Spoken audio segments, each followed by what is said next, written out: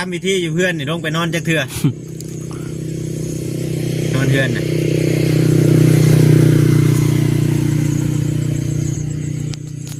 ถึงจะทำพิธีเนี่ยใดก็คือเก่าเลยคงแน่ใจแล้วบ่มักเนาะแม่นเพราะว่าเรามักนอนไปแบบนี้มันสบายบ่นอนแบบนี้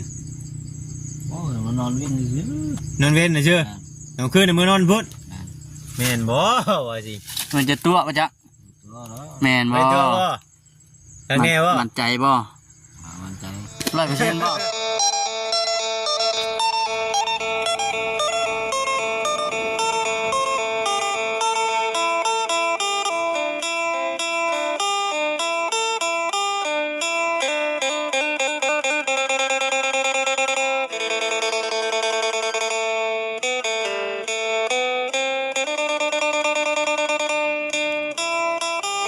มือ เป็นตั้งแต่ ได้จักมื้อแล้ว วัน วันเสาร์วันนี้วันหยัง มื้อนี้วันจันทร์ วันจันทร์3 มื้อ 3 มื้อเลยได้จังเนาะ 3 มื้อเลย เรียบร้อยบัด กินยาแล้วบ่ได้กินอยู่บ่ยาน่ะ ลูก ได้กินเลย เดี๋ยวลูกบ่ขึ้นเลยเนาะรุ่นนี้ ขึ้ เนาะ นเลยยาก็บ่ได้กินบ่สบายหลายมื้อแล้วพี่น้องไอ้เนาะ3 มื้อเลยยาก็บ่ได้กินแต่ว่าเจ้านอนบ่กลางมุ้งมาจักตอนค่ำตอนคืนเจ้าก็นอนอยู่นี่บ่ฮะ ขึ้นรอสวนเลย กลางคืนรอสวนแบบบ่ได้นอนตอนคืนน่ะ น้อยจังเลย โอ้ ขึ้นรถซะน้อย กลางคืนแบบบ่ได้นอนแบบเลาะเลย ตอนแรกยังไงสิไปรออีกว่าตอนแรกนี่ บ่สบายแบบนี้ก็สิไปบ่ซะเนาะบ่รอดได้บ่สบายแบบนี้สิไปต้องให้เจ้าของหายดีก่อนต้องให้เจ้าของใครแน่ก่อนจังไป เนาะ เว้นว่าเฮาสิท่านไล่ท่านไปโดดบ่ได้เด้ใครมานั่งดินเป็นหมู่เจ้าคือว่ามีเก้าอี้2 อัน 3 อัน โอ้ยแย่บนโต๊ะป้อน ฮะ ตั้งแต่บนโต๊ะป้อน อ๋อฝนตกแล้วมีคนมานั่งเด่นน้ำโอ้มีคนมานั่งดินอีกเนาะ มาเด่นตอนคืนบ่คือตอนเว้น บนโต๊ะก็เห็น ตอนเว้นโอ้เป็นได้เข้ามาชนอยู่นี้เนาะ ครับแม่เราเห็ดเนาะ ช่างเป็นบาทนี่พี่น้องเลย ลู เนาะ กกระโบเป็นมันลูกกระโบได้ เรา บัด เบิ่งท้องเราจนโกนจะว่าบ่ได้กินหยังมาหลายมื้อแล้วจักเบิ่งอยู่บ่ครับมันยังนำกระตอน คอยเบิ่งให้เลยเด้อ ตัวนี้อย่างเลย ฮะ เบิ่งอยู่ฮะ โอ้ มีหยังบ่ครับ ถ้วยเนาะ ช่วย กินเจ้าแกงน้ำกินบ่ โอ้หน้าก็ได้ เคี่ยวเจ้าแกงน้ำนะใช่หรอโอ้ตะอยู่แบบโหดแห้งดีพี่น้องเนาะพุ่นสะบกสบู่แล้วก็ตั้งเกลือนไว้อยู่นี่นะ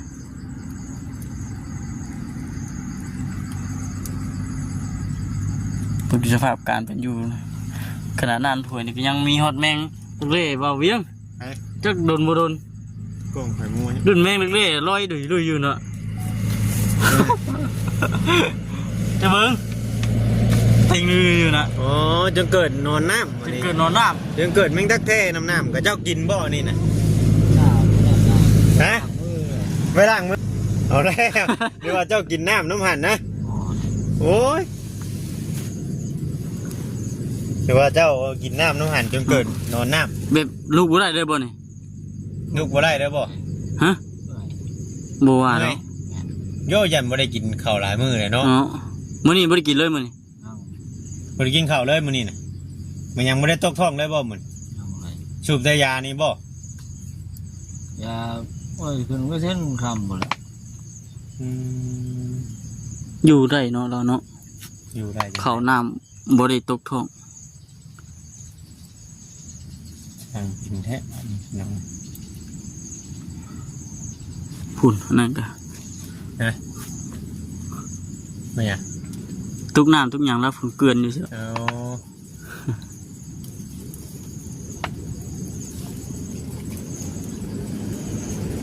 เราจมมึงเนี่ย จมกระถายังบ่บ่ได้จมยังบ่ โอ้ได้ เนี่ยว่าจะข่อยมาหาไปว่าจม เนาะคือเฮ็ดปากติงแบบแบบอยู่เนาะ นี่คือหายแท้บ่ได้หายบ่ ดีใจอยู่บ่มีคนมาหานี่ ดีใจอยู่ ชื่ออยู่บ่นี่ไผนี่ โอ้ยบ่รู้ชื่ออะไร ฮะบ่ชื่อบ่ค่อยได้ชื่ออยู่บ่บ่ชื่อ บ่จื้อชับ เจ้าชื่อไผแน่เจ้าชื่อน่ะฮะ มีชื่อไปไหนจะจื้อได้ มีชื่อไผแน่เจ้าชื่อน่ะ พอดี1 ชั่วโมงเต็มๆพี่น้องเราคือฮะ บ่ชื่อบ่ นั่น เรา แหละ เห็นหน้าแล้วชื่อบ่ หนาว อ้าวบักค่อยได้เห็นหน้าอยู่คือบ่ชื่อใช่ โลก เนาะ คือมาเรื่อยอยู่ บ่ได้ก็ชื่ออะไร ชื่อแต่หน้าคนชื่อแต่หน้าคนบ่ค่อยชื่อว่าแน่นอนบ้านนี้บ่คำเอ้ย จังในชีวาเนาะ ดุกกระดุกบ่ได้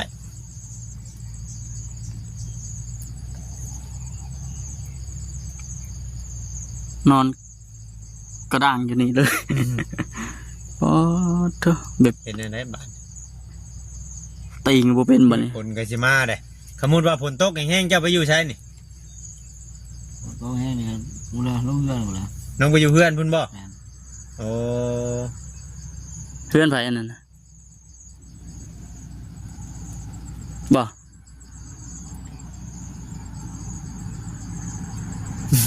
เจ้าลงไปอยู่บ่เพื่อนน่ะ ลง ลงอยู่บ่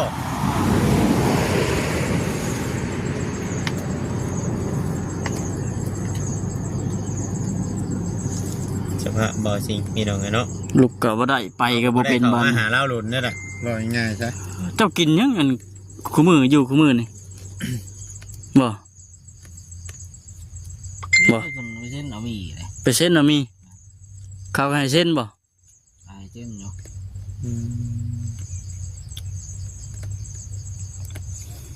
ฟืนไฟก็สงสัยสิบ่ได้จุบ่ได้ดังดอกเบิ่งนี่นะ เจ้าไปหลัง คื พื้น น หลังพายอยู่ใช้คือบนมีพื้นมีหยังอยู่ เราก็ได้ค่อยดัง ไม่ค่อยหลัง ยุงก็บ่ย่านน่ะนะยุงนี่เนาะ แย่งยังฉาน้ำแย่งยังน่ะแย่งจิโร่บ่ โอ้ยยังไปที่รอ ได้มีอยู่บ่จิโร่เรียน เป็นคนไปเลย ท่านได้ไปบ่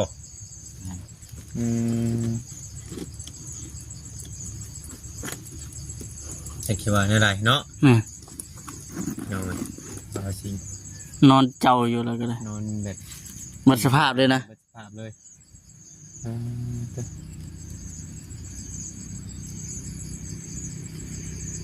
บัดพายางเพิ่นขาดเพิ่นเด้อเพิ่นสิไปอยู่ใช้บัด อุกตัวนี้แล้วบัดนี้บ่แต่ชิงสมมุติว่าพายางเจ้าขาดนี่เจ้าสิไปอยู่ใช้บัด โอ้ยบ่ขาดหรอก บ่ขาดมั่นใจ 100% เลย ของแท้เนาะ ลูกบุขึ้นได้มื้อนี้น่ะแบบนอนเลย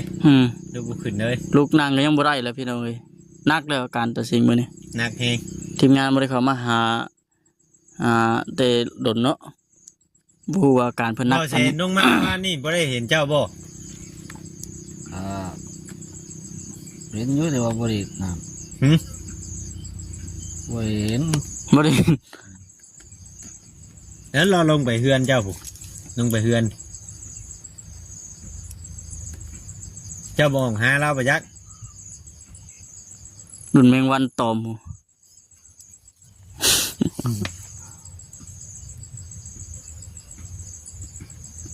จักน้ำดาวเนาะบ่ครับ เป็นไงเธออาบน้ำอยู่บ่เด้ ลงเอาน้ำหนองเลย อาบน้ำหนองบ่ อาบน้ำหนองบ่ น้ำหนองคืน อาบคืนนี่บ่อาบคู่มืออยู่บ่น้ำจักมืออาบน้ำเท่านึง โอ้มันร้อนยังลงไปอาบเลย เดินห้อนพุ่นบ่จังอาบ ผู้สาวใช่ไหมเขาใกล้อยู่บ่สาวแบบนี้ เนาะ ฮะย่าหาหน่อไม้ไปให้เขาหรือบ่เดี๋ยวนี้ นั่งเลย ยังอยู่ คันว่าบ่เลิกผู้สาวนี่ป้าดเถอะถือหัวใจเหลือเกิน อ้าวแล้วนะเนาะ หาน้ำหัวใจด้วยนะ แบบมีเฮง มัน ปึงปังขึ้น รถ มาแล้ จะ วนะ โท เนาะคำว่าเรื่องผู้สาวแบบปึงปังขึ้นมาแล้วบ่ว่าสิ ตึงตังในหัวใจแล้วเนาะ โอ้ย โอ้คุณมื้อนี้ก็ยังหาไปให้อยู่บ่ฮะ ไม่คนไปได้มั้ย ไปกูมือบ่ ไม่รู้ยังไปนะ หึงบ่ เจ้าคนมีผู้สาวนี่เนาะ กระโตกมาทางไหนกระโตก ต้องโตมาตะวัน มาแต่วัดอ๋อมือเพิ่นเฮ็ดอันนั้นนั่นบ่ ทำพิธีเรือ ทำพิธีอยู่เพื่อนนั่นบ่โอ้แต่มือทำพิธีอยู่เพื่อนพุทธเอามาไว้อยู่นี่เลยข้าทำพิธีอยู่เพื่อนนี่ลงไปนอนจักเทื่อ นอนเพื่อนน่ะ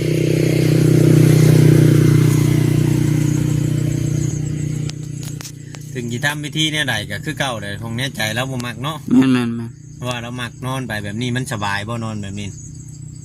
โอ้ยมานอนวิ่งซื้อน อนเว้นน่ะเชื่อ น้องคืนในมือนอนพุทธแม่นบ่ว่าสิ ๆมันจะตัวปะจ๊ะ ตัวแล้ว แม่น ไป บ่ ตัวบ่แล้วแน่บ่ มั่นใจบ่ มันใจ 100%บ่100% 100%นะบ่ครับเว้ยเราเป็นตัวได้เรามานอนเว้นนี่ อั นะ นนี้คือมานอนพักผ่อนซื่อ มานอน ๆ เว้น ในห้องนะ ท้องละห้องตัว ข่อยกำลังถามอยู่โคตรข่อยคิดว่าไปจังห้องโจจมอยู่เลย ลูกนั่งจับดีนะเฮ้ยนั่งบ่ได้จักดีบ่ มันลูกบุก ลูกบ่ขึ้นเลยเอาแล้วว่ามันยังน้ำถ้วยตัวนั้นน่ะบ่ครับแก แต่ ง สิ่ง บ่ มันเปิดให้เบิ่งด้วยนี่ อึบ โอ้อาหารว่าง อ่านบ้างบ่มีหยังมาม่านะบ่มีเลยนะหมมาม่า อืม ขนาดไผยังบ่มี ใบต้มจักแช่น้ำของสิจักบ่ น้ำเย็นมาจักมาม่าน้ำเย็นมาจักบ่ยันแมนอยู่นะเนี่ยเฮ็ดมาม่าน้ำเย็นสูตรอยู่ไทยนะเฮียนสูตรมาแต่ไทยนะเอาน้ำแช่เลยให้มันคุยเลยกินโดดบ่ต้องต้ม อืม แต่กาแฟเรายังกินกาแฟน้ำเย็นว่าบ่จริงวะ ถอกใส่กระตุกกระจากเลยติ จากโดนไหนเขย่าฮีดโดนไหนเราเห็น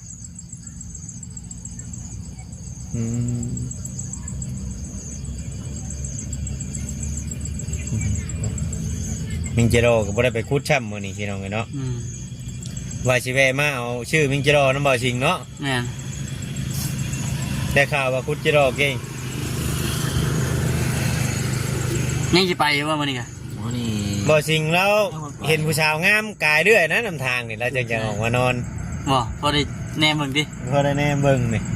โอ้ แม่นบ่ คนแบบนี้มันก็ชุ่มก็ช่วยหัวใจนะ มันใจเหลือเกินติ แม่นแน่นี่ ฮะ แม่นก็เว้าเรื่องผู้สาวยิ้มน้อยยิ้มใหญ่เนาะ แม่ ไปนอนอยู่ในพูดว่ามันบ่เห็นไผเนาะ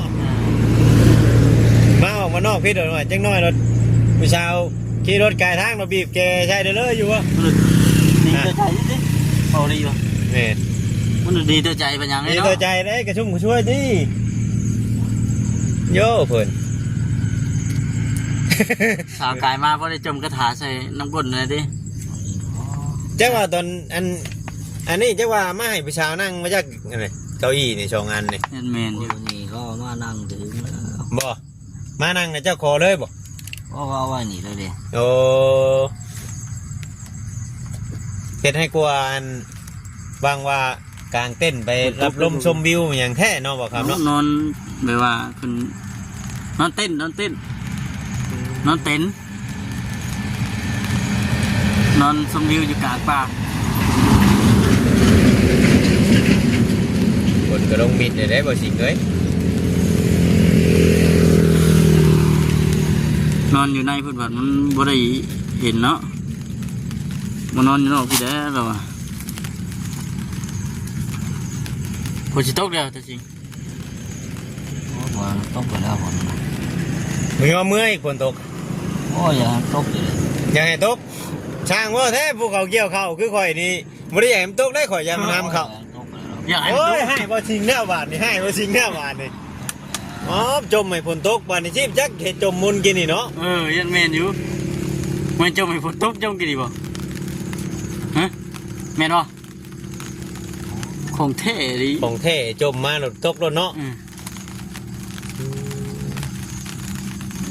ธรรมดาอันนี้เนาะ อ๋อ ได้บอกให้มันเช้าไหมว่าชิงข้าวก่อยจะเปียกนะ บอกด้วย เอาเท่าแล้วฝน เอ้าว่านี่ ลองเว่าเบิ่งดู ต้องเอาง่ายดอกต้นฝนนี่เนี่ย บ่เช้าบ่จักมือมันสิหยุดนี่ การฝนตกนี่ต้องเบิ่งกระเว้นอยู่ว่าได้อยู่ ต้องมึงตะเว้นก่อนไหน ตกแห้งหรือบ่แห้งอะนะ โอ้ ต้องพิสูจน์ด้วยตะเว้น อืมโอ้ได้ดีบ่ชิงเนาะ แน่นทะลุโลกเลยคง ธร แท้ รมดา ดิ พี่น้องไงเนาะเดือดจริง รุ่นปรมาจารย์พนะรุ่น ๆปรมาจารย์ชิงเดือดรุ่นปัจจุบันพี่น้องด้วยนะว่า พูดแล้ว ธรรมดาจักมือแล้วเบาเอ็นไม่ได้เข้ามาหน้านี่ เอาว่า เข้ามาว่านี่เราเอายังมาให้ แต่ละไข่ อยู่ใช้สามีกับใครคือผู้เห็น ไข่แท้หนึ่งบ่กินมื้อเดียวเบิดเลย เบิร์ดบอกคือเจ้าเมื่อไหวเฮือน เอาลงเลยเพื่อน เมื่อไหวเฮือนบอกบอกคำมันเบิร์ดข่อยคือสิว่าเจ้าคือสิกินหลายแท้เนาะก็คือบ่เห็นหยังอยู่นี่แม่นอยู่บ่ไหวเฮือนเจ้าไปหาให้ผู้แสบผู้ชาผู้จักเอาไว้จะดีเนาะ ยังไปเลี้ยงผู้ชายปะจ๊ะ บ้านฝนตกแล้ว ฝนตกแต่ว่าเป็นฝนคอยพี่น้อง อืม มันอยากตกดินในยามนี่ตกซ้ำนี่กับเปียกโดยได้เข่านะ ยามนี้ตกคอยกับเปียก พอสิงนะให้พอสิงเนี่ยไปจมในฝนตก อืม พอเดี๋ยวย่านเขาเปียกอยู่เจ้าเกี่ยวเข่าเป็นอยู่บ่ โอ้ยคนเป็นไง ไม่ได้เป็นบ่เอาแล้วว่าจะเอาเมื่อเกี่ยวเข่าช่อยอยู่เนาะ เออ เหมือนว่าบ่เป็นบ้าน เนาะ มันกระซ้ำก็บ่พูดได้นี่ พู เนาะ ดแล้ว บ่พูดกับว่าเกี่ยวเข่าบ่เป็น เป็นปะ ตามตอนน่ะมันคันคายบ่เกี่ยวเข่าบ่พูดว่ะ ผู้จ้างกันคลายดิ นี่ นี่คนที่หัวใส่ตาเพิ่น ยุงนี่มันบ่กินนะได้เดือดบ่สิงเฮาบ่ได้เห็นยุงจักโตครบ แม่ แล้ว นหั่นนะ สุดยอดอะดีอืม บ่เราเคยคลายผิวหนังแล้วเนาะ เนาะเดือดอะดีบ่สิง อยู่แบบนี้เลยพี่น้องน้ำในเข่าจักกินดูใช้บ่จัก จัก อยู่แบบ แบบท้องนี่จนเท่ามันห้องแบบจอกแบบใบมันอยากก็ดีพุ่นน่าจังกินนะ อืม ทำแบบห้องโจกลำบากนี่ถือว่ามันเตือนนะเชื่อนะน้องก็จริง ห้องโจกบาทหนึ่งช่องบาทนี่มันเตือนแค่เตือนว่าง่ายโบโบ สัญญาณแจ้งเตือนนี่สิ แน่นสัญญาณเต้นแจ้งเตือนแบบโบโบชื่อแต่ว่าคำว่าโจกแห้งอะไรนี่ ที่เห็นของเห็นเขาก็บอก โหมันแห้งอันนี้เอาบุข้าวได้บ่ จะได้ส้นอยู่ในอัน ส้นน้ำบ่ชิงนี่นะ บ่สิงนี่ให้ส้นอยู่บ่นี่ ไอ้ส้นน้ำกันนะวะ ฮะ บ่ให้บ่เขาไล่อยู่ได เนาะ จะบ่ไล่จุข่อยบ่ กับบอกคนยังจะเผาไรกันแน่นอน ให้บ่เช้าก่อน เช้าก้อนจังสิเมื่อเดี๋ยวจะได้ฝนตกบ่ ต้องลิ้นจนค่ำพุ่นเจ้าเนาะ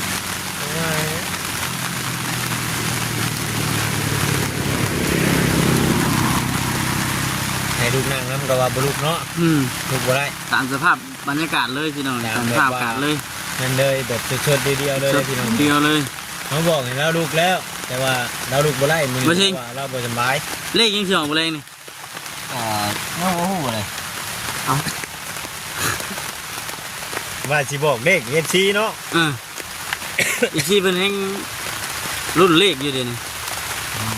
บอกตัวเล็กมาเบิ่งดู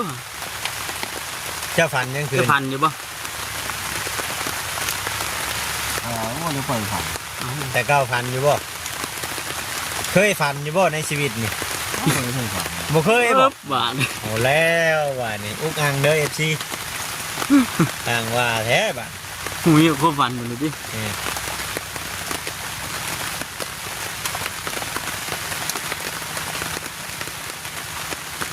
ฝนตกดิน อยู่ในป่าในโดนขนาดผมกับชิญญาเพื่อนช่วงหลังๆอันนี้นี่ ใจสิตัดอยู่บ่ผมบัดทำยาววันนี้สิตัดอีกอยู่บ่สิจงให้มันยาวอีกบ่คือสิตัด ตัดอะไร สิตัดอยู่บ่ จัดอยู่บัด ตัดได้เหยจังหน่อยผู้สาวเห็นผู้สาวย่านได้ผมยาว นี่ เนาะ นั่นแหละไปเที่ยวเอาหน่อไม้ไปให้เขาแห้งเล่นปุ๊บนั่นเลยติ เอ้ย นี่เราจมให้คนเศร้าเลยเศร้าดี โอ้เจะจมให้เช่าบ่นี่นะ เรียบร้อยพี่น้องไปบ้าน จะ เศร้าเฉย เจ้าเฉยมีเจ็ด มิดหนึ่งกับมีบ้านโคตรเท่ดีเนาะ เจ้าว่าอย่าให้ชุกข่อยเมื่อไปจักกันนี่ แน่นๆอยู่นะนี่ของแค่ดีบ่จริงจมให้เอาเมื่อก็ได้ เนาะ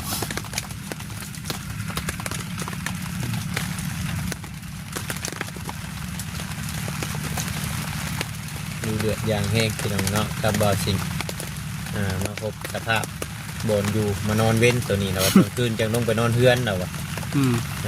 จับคนสวามลาวพี่น้องเนาะไปจะว่าหกแล้วไปจากเกือนกันให้จำเพื่อนห้างไปจากบัตร มีแต่หยามีแต่ตองขึ้นเหลือปานนี้ว่างๆเจ้าก็ไปเชียร์หยาเชียร์ตองแหน่ ไปซับหันซับนี่แน่เนาะ เออ นี่ก่อนไม่หนูยังกระจนหกเนาะ อืม ลงไปแม่นอยู่บ่ลงไปไม่ลงไปจ้ะไม่ลงไปใช่เกลือจ้ะ เงินแมนอยู่ ว่าวชื่อจ้ะ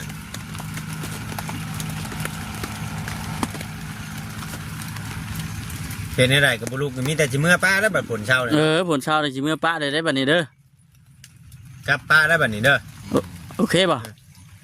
เพราะว่าเห็ดในไรกระดูกบ่ได้เนี่ย อืม เนาะ เปิดสภาพแล้วพี่น้องเพื่อแห้ง แต่ก็นั่นแล้วพี่น้องไปเนาะก่อนพี่น้องเอาครับเพิ่งก่อนโอ้แต่จะวิทย์ปุ๊บพี่น้องโอ้ว่าจริงว่าธรรมดาเด้อกินฮอดเบียร์ ปอด ปุ๊บเป็นกระป๋องเบียร์2กล่อง3กล่อง เนาะรักพี่น้องอยู่ดีไม่แห้งพี่น้องคลิปนี้กันเนาะผิดพลาดประการใดก็ขอโทษขออภัยสบายดี